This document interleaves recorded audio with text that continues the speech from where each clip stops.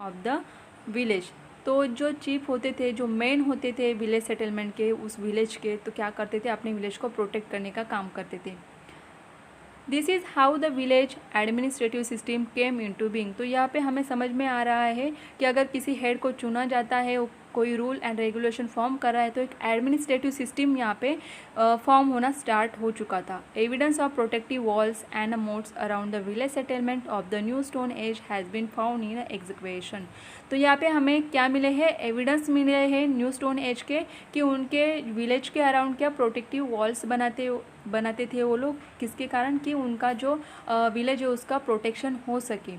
These walls were build to protect the village settlement. तो यहाँ पे देखिए हमें पहले क्या दिखा है कि new stone age has been found in execution. तो एग्जीक्यूशन का मीनिंग क्या होता है कि ज़मीन की खुदाई करके हमें जो पुरानी चीज़ें मिलती है तो उसे एग्जीक्यूशन कहा जाता है। तो इसमें हमें क्या मिला था न्यू स्टोन एज में, कि वो लोग क्या करते थे, अपने विलेज के अराउंड स्ट्रॉन्ग ऐसी वॉल्स बनाते थे। This walls were build to protect the village settlement. Obviously ये क्या काम करती थी वॉल्स का, कि वॉल से उनके विलेज का प्रोटेक्शन होता था from floods, wild animals and outsider who stole the village cattle. तो किसके कारण के बाकी के जो वाइल्ड एनिमल्स है उनमें उनसे उनका प्रोटेक्शन होता था। फ्लड्स जैसे कोई नेचुरल डिजास्टर है तो उसके कारण भी प्रोटेक्शन हो पाता था। और outsider stole the village cattle को जो नुकसान हो सकता था तो उससे भी उनका क्या प्रोटेक्शन हो पाएगा। स्ट्रक्चर ऑफ हाउसेस, तो हमें इसमें देखना है कि उस टाइप के हाउसेज जो थे उनका स्ट्रक्चर किस तरीके का था। The houses at the beginning of the new stone age were made of wattle and a daub. तो किससे बने हुए थे ये, wattle and a daub. The walls were screen one from sticks और बाम्बूस। तो वॉल्स जो बनी हुई थी वो किससे बनी थी, स्टिक्स और बाम्बू से। प्लास्टर्ड विथ मड और काउडंग। तो किससे प्लास्टर किया जाता था, मड है, कीचड़ है, और काउडंग जो गोबर होता है, इससे क्या करते थे, प्लास्टर किया जाता था वॉल्स को। Later the population of the village settlement grew because food was available in a plenty.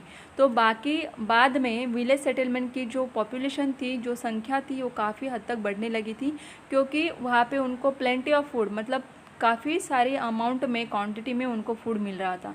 The village settlement became permanent and expanded. तो पहले जो एक जगह से दूसरी जगह पे वो क्या करते थे, माइग्रेट होते थे, जाते थे, लेकिन यहाँ पे विलेज सेटलमेंट होने के बाद वो एक ही जगह पे परमानेंटली रुकने लगे थे।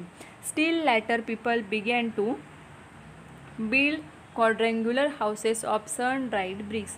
तो यहाँ पे बाद में उन्होंने अपने हाउसेस बनाना स्टार्ट किया था।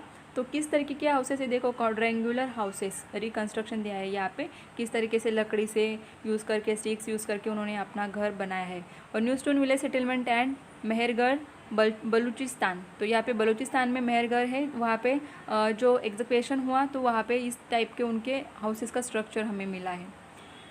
सम houses appear to have had more than one room.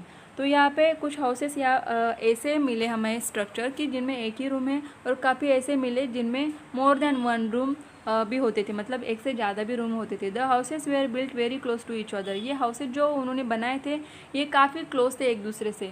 Regional differences are seen in the style. अगर रीजन चेंज है तो डिफरेंट रीजन में डिफरेंट टाइप के, डिफरेंट स्टाइल के हाउसेस होते थे, depending on the local climate. तो ऑब्वियसली जैसा क्लाइमेट वहाँ पे होता था उसी टाइप का वो क्या करते थे, घर बनाते थे।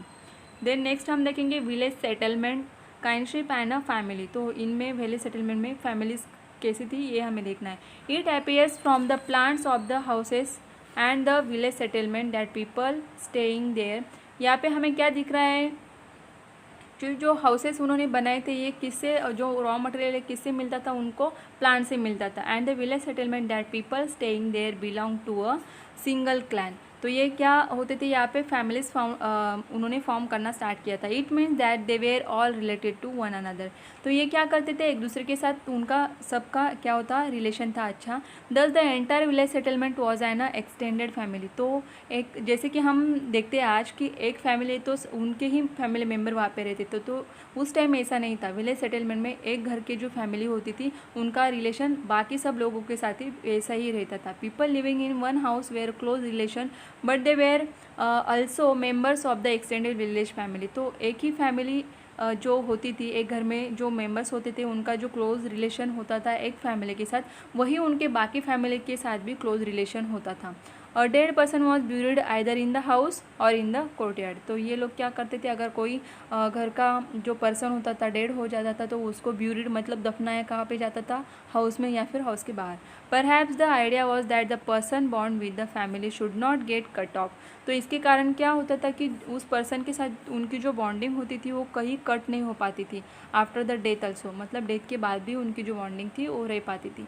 Families would also bury various articles with the dead person for them to use even after death. तो ये फैमिलीज़ के जो लोग होते थे वो क्या करते थे, डेड पर्सन के साथ उनकी जो रोज़ की यूज़ करने वाली चीज़ें थी उनको भी क्या करते थे, उनके साथ ही दफनाया जाता था ज़मीन के अंदर। सो स्टूडेंट्स, आई होप आपको लेसन अच्छे से समझ में आया होगा। अगर आपको